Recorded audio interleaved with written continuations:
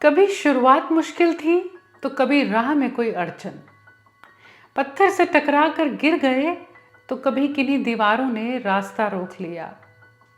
कभी चोट लगी, दर्द हुआ तो रुक गए, तो कभी एक भूल से रास्ता मंजिल से दूर हुआ।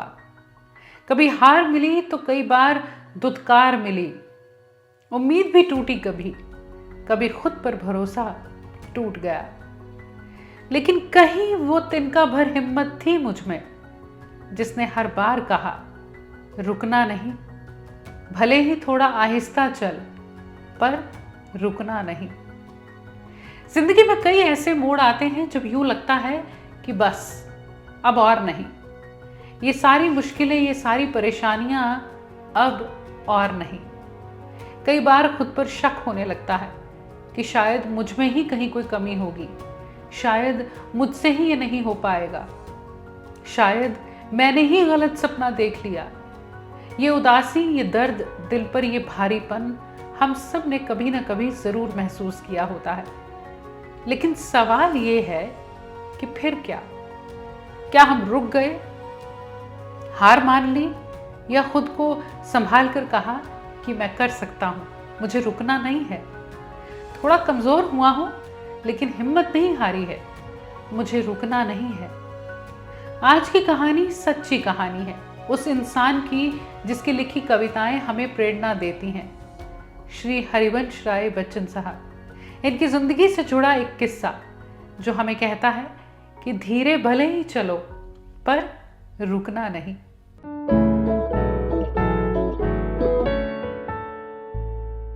हम ये अच्छी तरह जानते हैं कि अमिताभ बच्चन साहब पर उनके पिता की बातों, उनकी लिखी हुई कविताओं, उनके विचारों का गहरा असर रहा है। कहते हैं ना, बच्चे वो नहीं करते जो आप उन्हें कहते हैं, बच्चे वो करते हैं जो आप करते हैं। और श्री हरिवंश राय बच्चन साहब की लिखी बातों का जो असर हुआ सो हुआ उन पर। लेकिन कई ऐसी घटनाएं जो अमिताभ बच्चन साहब ने शेयर की, जहां उन्हें उनके जीवन में आगे बढ़ने की प्रेरणा, हमेशा चलते रहने की प्रेरणा उनके पिताजी से मिली। इस घटना का जिक्र उन्होंने अपने एक इंटरव्यू में किया था। उन्होंने कहा कि जब हम दिल्ली में रहा करते थे, बाबूजी हर सुबह 3-4 बजे उठकर सैर के लिए जाया करते थे और 5-6 बजे फिर लौटते। और उस वक्त जहाँ वो कहते हैं हम रहा करते थे, ज़्यादा आबादी नहीं थी, जंगल जैसा था आसपास। और बाबूजी की एक आदत हो गई थी, जब भी वो उन्हें रास्ते में कोई पत्थर मिलता, उन्हें लगता कि इसकी शेप किसी चीज़ से मिलती है, तो वो उसे घर ले आते, फिर उसे पेंट कर लेते या उसी तरह से रख देते और कहते कि देखो ये एक पंछी की तरह दिखता है या इंसान की तरह।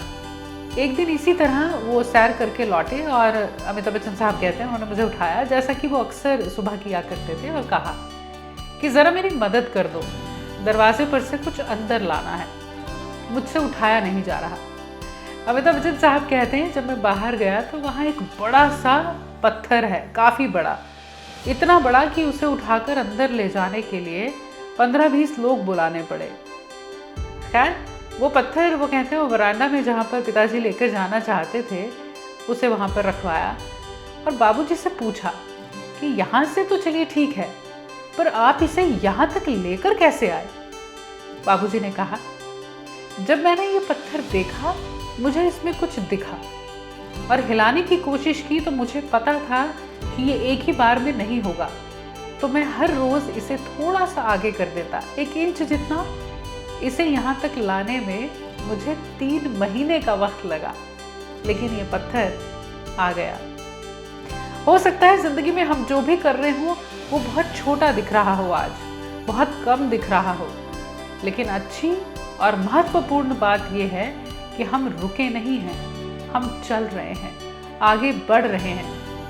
यकीन करिए ये एक अजीब सा सुकून देता है कि हम कुछ कर रहे हैं, और एक दिन वो ज़रूर होगा जब वहाँ तक ज़रूर पहुँचेंगे जहाँ पहुँचना चाहते हैं। तो खुद पर शक नहीं करना है, आगे बढ़ना है। मजनू साहब ने लिखा है ना, रुक जाना नहीं तो कहीं हार के, कांटों पे चल के मिलेंगे साए बहार के, ओ राही ओ राही ओ राही।